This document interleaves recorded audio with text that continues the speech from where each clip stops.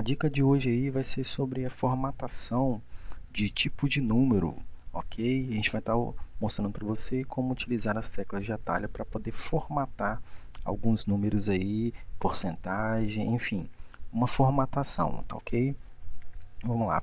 Primeira dica aí vai ser utilizar a tecla de atalho para poder aplicar o formato de número geral, ok? Olha só, eu deixei alguns números aqui. Se você verificar, ó, esse número aqui, ele está no formato geral, ok? Então, utilizando a tecla de atalho, Ctrl mais o sinalzinho aqui do tio, ele vai aplicar o formato de número geral.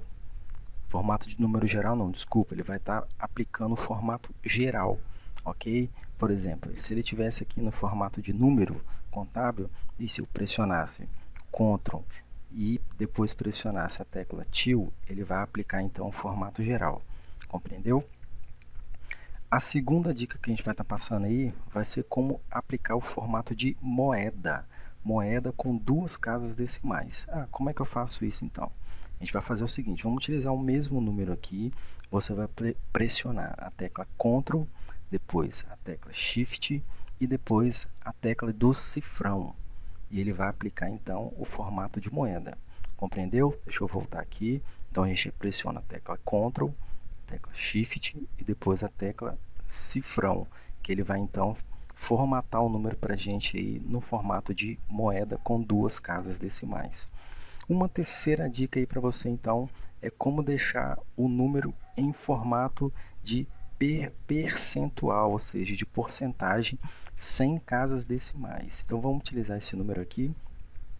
Então para formatar esse número no formato de percentual, de porcentagem, você vai pressionar então a tecla Ctrl, depois a tecla Shift e a tecla de porcentagem. E ele vai converter esse número então para um formato de porcentagem. Vamos fazer um outro número aqui só para você compreender.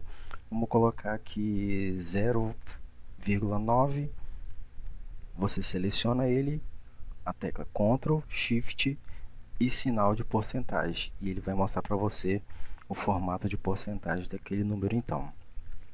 Uma outra dica aí bem importante também, bem rapidinho aqui agora só para a gente poder estar finalizando, é uma dica do formato para poder aplicar o formato de número científico com duas casas decimais. Como que eu faço isso?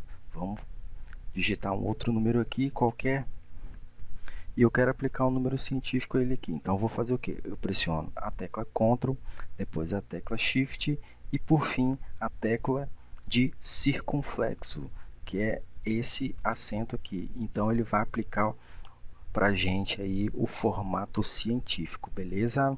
Bom, vamos ficar por aqui com essas dicas aí para o vídeo não ficar muito prolongado. Um forte abraço, eu espero você na próxima dica. Valeu!